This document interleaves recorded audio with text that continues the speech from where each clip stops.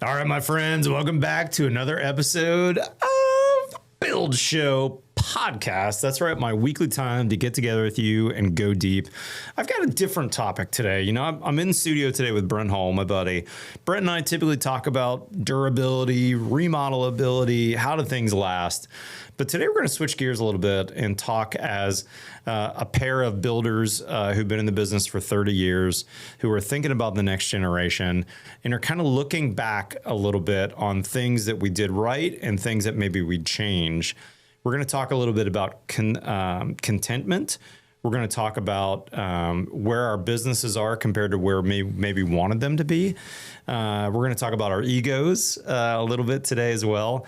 And the title of this is The Fallacy of Bigger and Better. So we're going to also tell some stories from days past in our businesses where we've had a few aha moments. So my hope is that if you're listening to this, this is mainly intended for younger builders, younger business owners, younger tradesmen, to get some advice from some older dudes who've been around the block. That being said, from the Reisinger Build Studios in Austin, Texas, let's get going.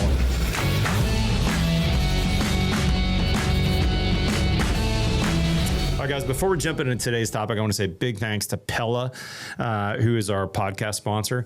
If you don't know these guys, I just started using them recently. In fact, I just did my very first project with Pella. This is an old school company. They've been around over 100 years, building right in the middle of America, based in Pella, Iowa. And I got to tell you, my first Pella job, I was very, very impressed with how tight these doors and windows were on the Reisinger Build project. I don't always do a pre-trades blower door, but I did on this particular house. I had Monopoly framing. So I had a full zip exterior, fully taped, no insulation in yet, but my Pella package was in. And I did a blower door test prior to trade starting because I was curious to see how we did. And we blew a 0.40 ACH 50 with a full Pella package that was not a passive house package. This was not European made, triple glazed stuff. This was standard Pella right off the shelf. However, I would tell you they were all at least DP 50 rated. And they were very, very tight. I was super impressed. I've done lots of those types of tests where I'm extremely disappointed in how leaky the windows and doors have been in the past. And this Pella package was super tight. And that includes a triple slider.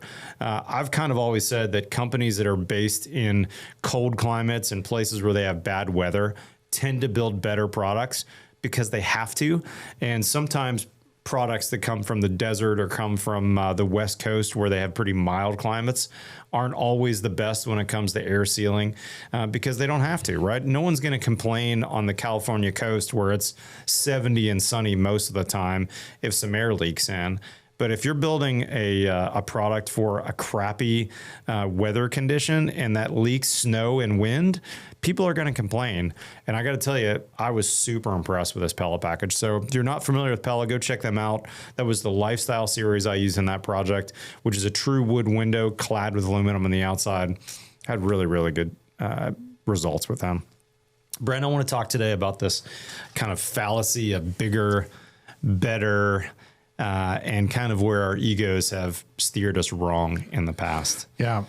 Where should we start? Well, you know, I'm a little bit older than you. Not by much. I just turned 60. So I don't know whether I've slowed down, but as we were kind of prepping and talking about this,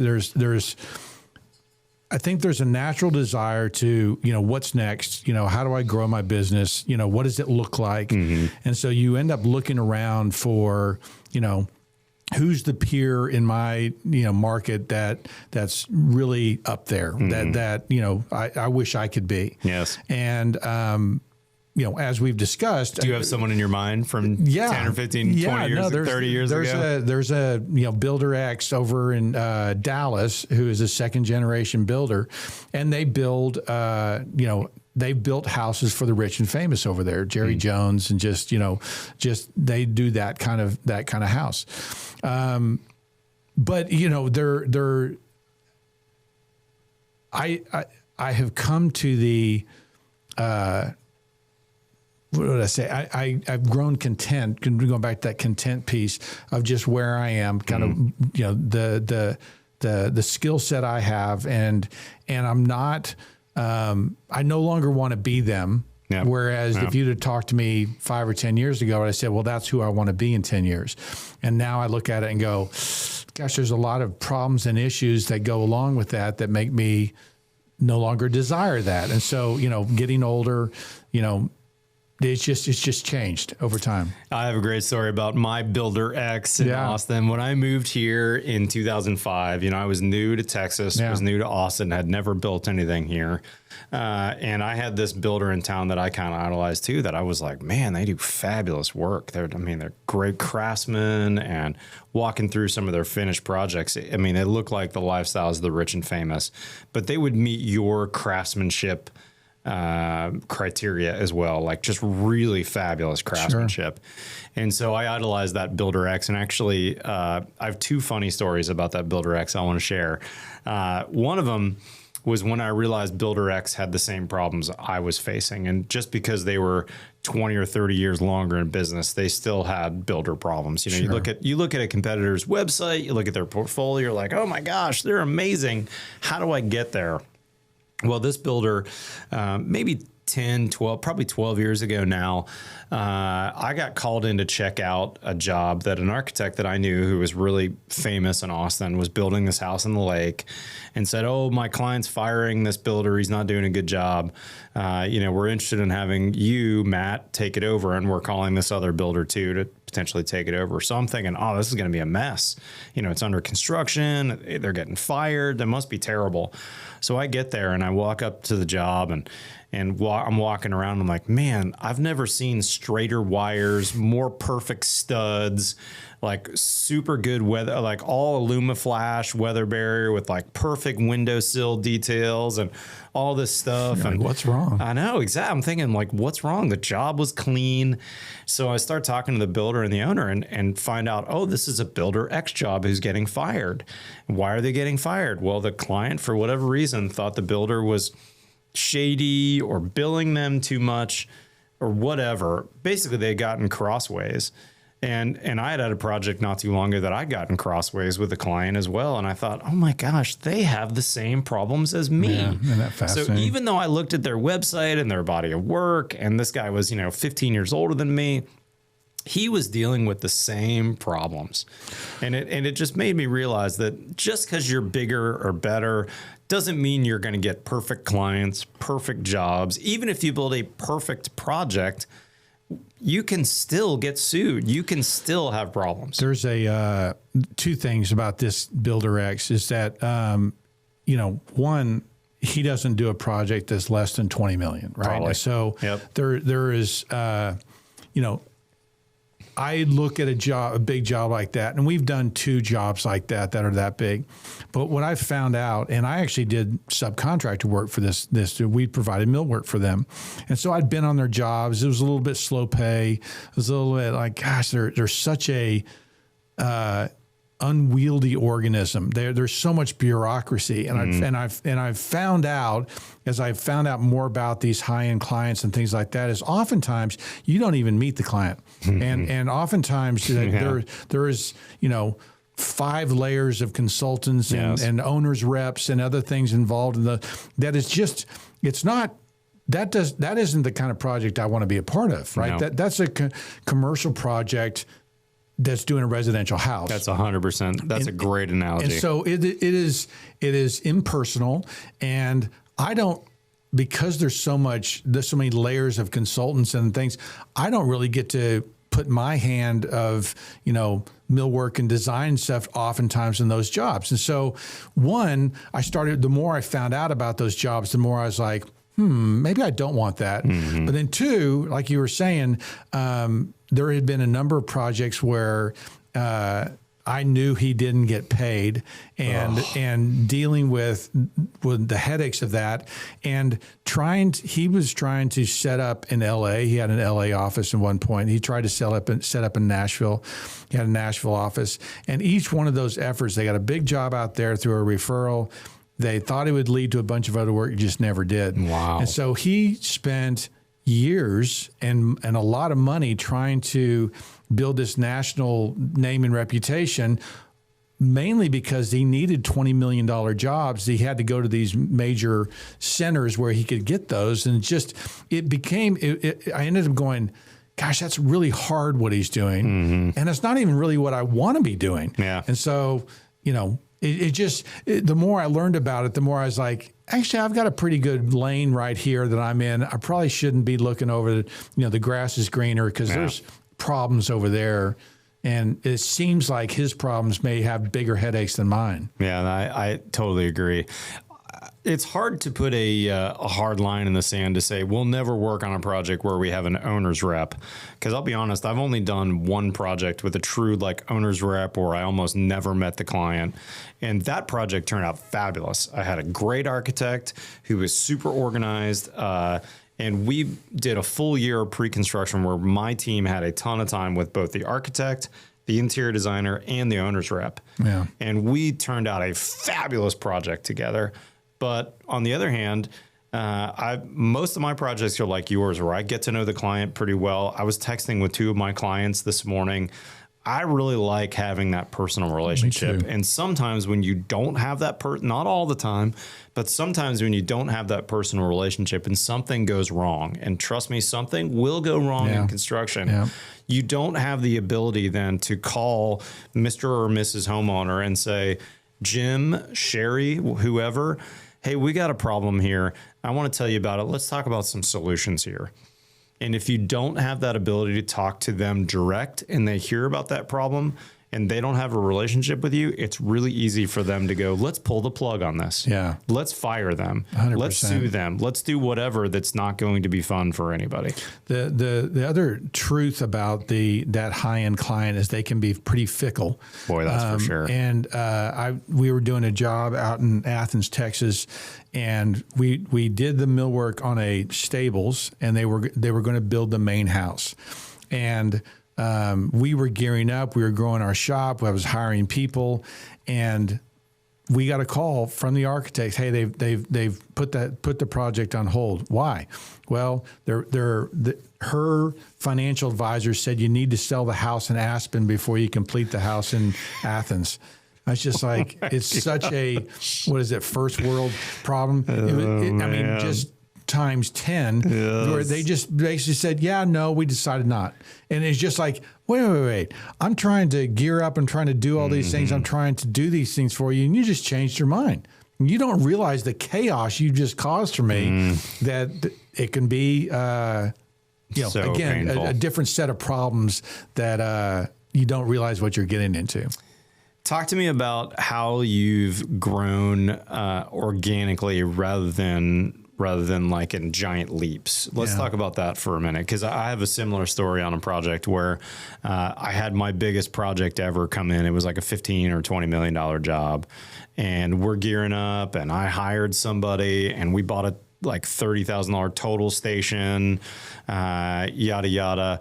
The project cancels at the last minute, and now I've got an employee that I didn't have a job for, and I've got a $30,000 piece of equipment that we don't have a home for, and the guy who was running it, quits, and he's the only guy who knew how to use the total station, right?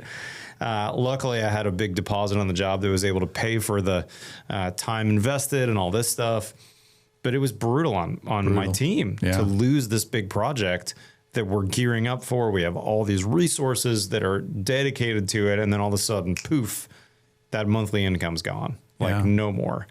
So I'm curious, how do we advise the younger builder? What do you say? Because for many years, I would tell people, don't say no to a job, because you don't know if it's going to vaporize, and you can always gear up if you need to. Is that good advice in today's day and age, or not really? I think it is. I now 30 plus years into this thing, we've gone through cycles where all the jobs we do are $4 and $5 million plus. And what would happen to me when I did that was I perception-wise closed myself off to the good $1 million, $2 million jobs that were out there, that people just looked at me and said, oh, he wouldn't do something that small. And I remember a client that we had done 2 projects for. I drove by their house. There's another guy signing the yard. I'm like, called him. I said, dude, what's going on? He goes, Well, I just thought you were too big and too busy. And I was just like, oh my gosh. So we don't really say no to anything, right? We don't, maybe the recession and then COVID did that to me as well, where, I've lived through both of those things and you're just like, I'll take anything. Yeah. In 2011, 2012, I would have done anything. Yeah. And so we went from doing 10 million in volume to doing 1 million in volume. And so, you just get, pardon me, kicked in the nuts, it's really hard. So I don't say no to anything. And so you never know where those things are going to lead. So I don't think that that's bad advice. I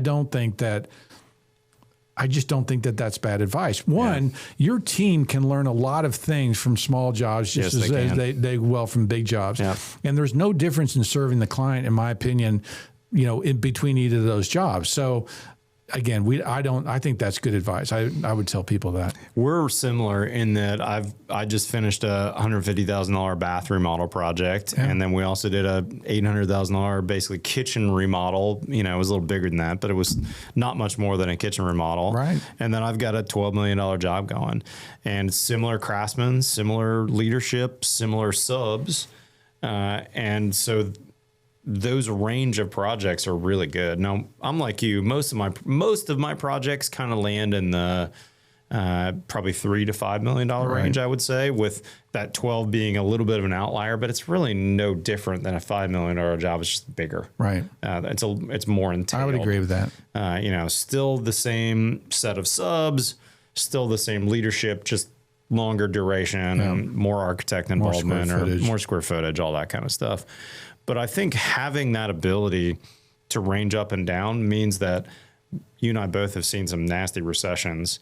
We also saw the ridiculous craziness of COVID, and we've kind of stayed relatively steady through those times, which is really beneficial. The other thing that I think that we've done, Brent, that's been really good is we've said, yes, we remodel, and yes, we build new, and yes, we'll work for you, architect, and yes, we can do design build. Yeah. And I think that makes a difference too. I think that, as we try to help guys out there, especially younger guys, I think that you have to, one of the hardest things, and one of our friends here on the Build Show is struggling with this, is sometimes it's hardest to make the change. For instance, this builder is doing a fixed price. And Wade and I have been telling him for years to do cost plus, and he can't do it, and he won't do it. And you're just like, that would change his business. That would transform his business. That would make so many of the headaches that he's currently dealing with go away. And, I sit there and I look at that and I'm just like, sometimes the hardest thing is to change those things that we're afraid of. That gosh, if I did that, the unknown sometimes can make you afraid, and maybe that's where the, that's a harder challenge than, for me turning away a big job or saying no to something. Actually, the harder thing may be to pivot in the way I do the business, and it would change his business, and so. I think that may, having the resolve, what is it? What I'm trying to say, what is it? What is that skill set that allows you to, forge forward into something that everybody's been telling you to do, but you're afraid to do? We just ended up letting go one of our controllers. She actually quit because of the changes I was bringing on board. But I look at it now and go, that should have been a change that should have happened 2 years ago, 3 years ago. And there was a little bit of fear for me, keeping me from, pushing forward and making that change just because of the unknown. Yeah. Well, what if I can't find somebody? Well, we found people, it's just fear, right? Yeah. I want to talk for a minute about the kind of ego and contentment component a little bit. And a quick story when I think about some of the past mistakes I've made. I had when I first started my business 20 years ago, there was a builder in town who was maybe a couple years younger than me, who had been in business a few years longer than me, drove a Range Rover, always dressed nice, Always had a big position at the Home Builders Association, and I kind of idolized him. Like, he lived in a fancy part of town in a new house he built for his family, and I thought, well, I got to take steps to be like this guy. I really wanted to be that guy. This was not Builder X, by the way. This is a different guy, and he had lots of projects going on. And when the recession hit, a lot of his projects were speculative projects. And he started robbing Peter to pay Paul, and you probably can guess what happened. He went out of business, and he left a lot of my subs that were in common with him high and dry. Like, we used the same mason, we used the same roofer. He left 6-figure plus unpaid bills for those guys, and he ended up moving out of town. I'm sure because he got tired of people knocking on his door like, hey, when are you going to pay me? Probably is why he moved out of town. Wow. But it was a point in my life where I had actually designed a new house for my family. I'd bought a lot, and I was so close to pulling the trigger because I really wanted to be him. Like, I thought, well, if I'm going to be a successful builder, I should have my family in a house that I built, right? And it was only by God's grace that I didn't build that house, because when the market changed and I had just one spec going, not 5 or 10 like he did, I barely held it together and was able to not declare Chapter 11 and pay everybody back what I owed them. But it was only because I had one going, not 5 or 6 like he did, or whatever the number was. And it reminded me that my pride is a really big deal. And I still struggle with this as a 50-year-old man now, and let alone a 30-year-old something man. So I need to be really cautious about making business decisions because I want to look successful, or I want, I told the story about my father-in-law who's a doctor, because I want my father-in-law to think I'm successful, or I want to, whatever, impress other builders or whoever in your life. I think something that's really struck me, even this summer, is contentment is a hard thing to achieve.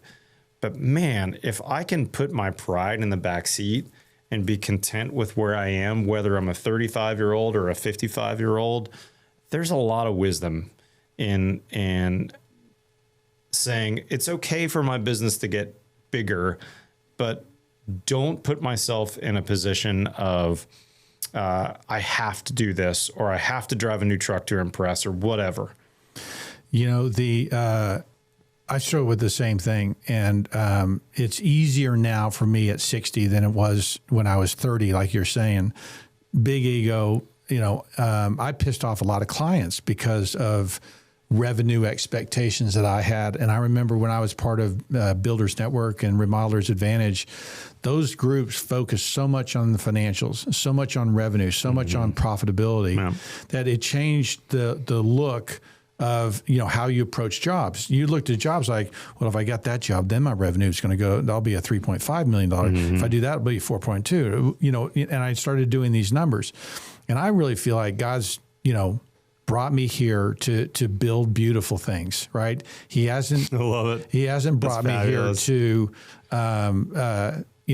make a name for myself. To line your safe at home with gold bars. It's just that's not what I'm here for. And so one of the contentment pieces for me happens when I just remember why I'm here and who, that is by God's grace that I'm lucky enough to be involved in this industry and be able to do what we are able to do and be able to share this story and this desire for people to build better, more beautifully. That's my ministry, and that's what I'm called to do. And by understanding that, you end up letting go of the revenues and the egos and the jobs and the cars that you're driving and stuff like that. Contentment happens when you're, at peace with that guy upstairs. Amen. More than you are, trying to impress everybody. Yeah. And I've struggled with the exact same thing, because when I was 30 and 35, that was very important to me. Yeah, it was for me too. And it got me in a lot of trouble. Yeah. I mean, you probably heard my story before. I've shared it on multiple occasions. If you don't know my story, go check out like my first couple of podcasts. I really shared the deep version of how I was on the brink of bankruptcy, 15 years ago, something like that, and how I dug out. But, I learned the reason why Jesus teaches us to say, give us this day our daily bread, Amen. not tomorrow's bread or next month's bread, And man, I was praying every day to like not go out of business, to not have to sell my house and put my family into an apartment or whatever it was. But as I've gotten older and gotten a little wiser, frankly, I think I've realized that there's a reason why the Bible talks about contentment a lot. And I think this is good general knowledge, let alone people that are maybe Jesus followers here, that there's a certain amount of contentment that you need to find in life that compels you not to do dumb things, whether it's contentment with your marriage, whether it's contentment with your bank balance, whether it's contentment with the vehicle you drive. There's a certain amount of contentment that's really, really important for you. And again, I'm not saying you shouldn't have some big goals for life or some goals for your business. Those are good things. But by you having goals that you have to achieve no matter what, that really has caused me problems in life. 100%. I mean, I was same thing. I mean, I remember waking up in the morning and going, well, this is my last day in business, right? Lord, it's over, right? Mm-hmm. Just, I guess just see me through, give me a soft landing, and then the next day, well, I guess this is the last day in business. And coming through those times. But, when Paul says, I've learned how to be content in plenty and in content in little. And so, learning that, how are you content in little? How are you? My goals for my business, I look at now and I go, I just want to build a great team. I want to take care of my people. Mm-hmm. I want to build beautiful things for our clients. And there's no talk of the things that I used to focus on when I was 30, which were, I need to have this kind of revenue. I need to be doing that job. I need to be in those neighborhoods. I need to be, it's just changed. The Lord's changed me, right? Yeah. He's grown my character and changed me so that now I look at it and go, that's just not important to me. And so it's much more like I don't have a revenue goal for this year, and I didn't for last year. Yeah. Profitability for whatever he gives us, I want to be as profitable as possible, but I don't look at it and go, gosh, we're going to hit this number and I'm going to get this job and we're going to do this. No. I made a lot of mistakes by having that goal that I couldn't miss.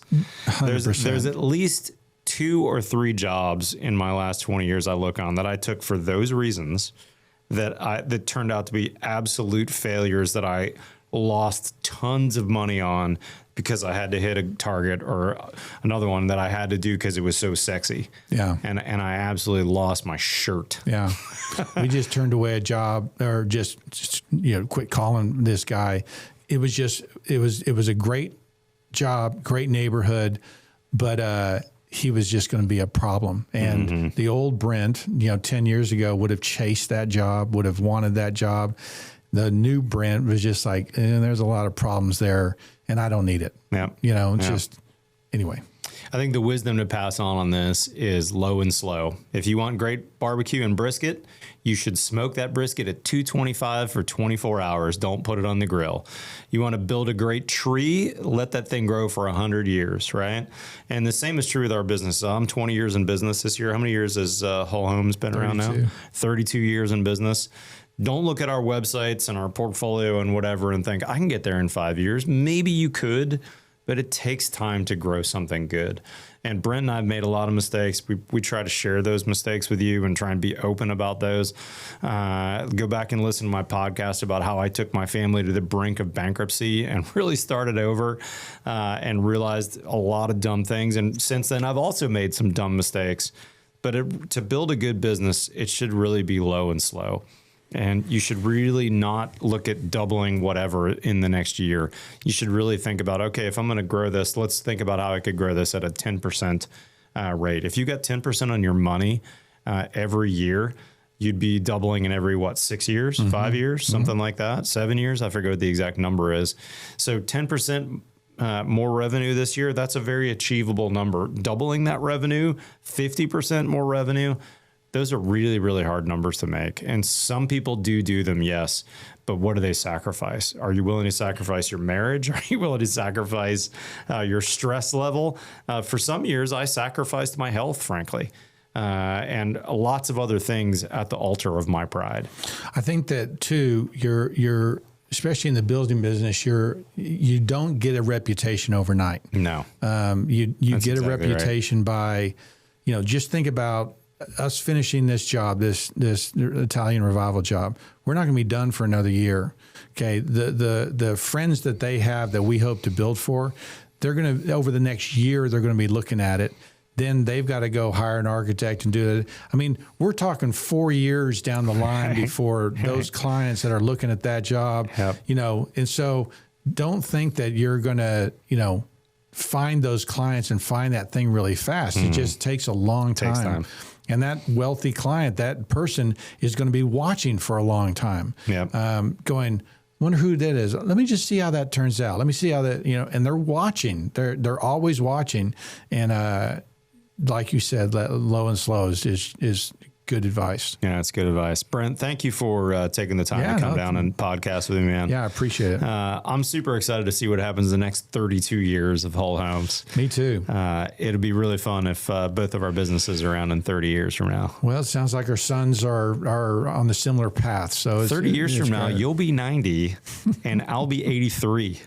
I think we'll still be podcasting and building at 90 and 83. Yeah, good question. Maybe. I actually don't really want to retire anytime soon. No, I don't think we're made to retire. I think retirement's a fallacy. You're going to die if you go golf 5 days a week. No, it's in fact, my dad, who's not doing well, got dementia. I think the one reason he's got that is because he retired early. He retired about 55. Yep. And great for him that he could, but it didn't do him good. And his mind just started going to mush. So I don't think it's biblical. I don't think that we're made for that. I don't think it's healthy for you. I don't think we should be doing it. So yeah, I agree. Anyway, I can see slowing down a little bit. Absolutely, though. Taking slightly more vacation time. Yeah. Maybe working 4 days a week in my 70s instead of or 4 days a week. Actually, as a side note, one of the guys that worked for me for a long time made a huge difference in my business. A guy named Steve Leesom. His brother is the CEO of our video company now. Steve is in his maybe early 70s, 72, 3, something like that. He's just slowed down to being only 10 hours a week or 15 hours a week, but he's still engaged. I have a meeting with him Friday. We got 2 hours in the calendar to catch up on some things, and he's doing some fundraising for us and some other stuff. And, he's super sharp. And, he worked for me full time, like 50 hours a week full time until maybe last year. Wow. At 71. Well, I mean, you think about other things we could be doing. I mean, teaching, school, we've talked about that on this thing, that I'd love to give my time to That's what my wife thinks I should do. Yeah. Well, she thinks I should start a trade school here in Austin. Yeah. I would like to do that. That would be fabulous. Yeah. We need more trade schools. That's for sure. 100%. We need more young men and women to decide to join us in the skilled trade that they can make a great living. Wear a uniform and teach the younger generation beyond them those same skills. Yeah. Just like our generation before us taught us. I think the Build Show is a part of that on a weekly basis. You and I are making videos and passing on our knowledge. We've got all our other contributors. If you want to come see some of that knowledge, here's where I transition to the quick plug for Build Show Live. Come to Build Show Live. Brent and I will be there. All 15 or so of us, maybe -1, are going to be there at Build Show Live. We've got 50 education sessions planned. We've got a full VIP day for only 300 people, a really small group. Brent's going to be giving the keynote on Friday. Brent's going to be giving a shortened version of his Master Builder University on Thursday for the VIP session. We've got 100 plus, I don't even know how many, 150 vendors or so signed up. These are all the great people that you see on the Build Show over the years. They're going to be there with their smart technical people that you can get the card. We've told all of them, hey, bring the nerds. We don't want the frontline salesperson that doesn't know about your product. We want the tech people there so we can ask questions. I think that's the kind of stuff that's really separated our conference from the big shows in Vegas, or there's a show in Texas every summer that's not a very good show that I went to once and went back to again none times because the education wasn't good and all the people there were like pretty girls who were hired for the day to get people to come to their booth, right? Booth models. Please don't do that. That is the worst thing ever. I hate that. come to Build Show Live in Dallas, October 16th through the 18th. This is a fabulous show with lots of other like-minded builders, remodelers, architects, engineers. There'll even be some homeowners there, I suspect as well, who are watching our content and taking it back to their builders. It's a good mix of people. We'd love to have you there. It's a very affordable show. It's in Dallas, Texas. And at this point, it's 60 days away. When you're listening to this, it may be a week or two away. But for sure, there's still going to be tickets available for the show. VIP may be sold out. I'm sorry if that's the case, but that's a really cool pass for the low price of $1,500. I actually know I don't want to get into that, but come to the show, VIP pass. Brent and I are going to be there. It's going to be a lot of fun. Any final thoughts on this fallacy of bigger, better ego? Yeah, just ideally, this is where your wife comes in, and she can help you kind of know who you are, because I think I was chasing after things that weren't really who I was, and so having someone that can, a mentor, or someone who can say, that's not really what you're gifted to, and things like that. I just think that would help a lot. For sure.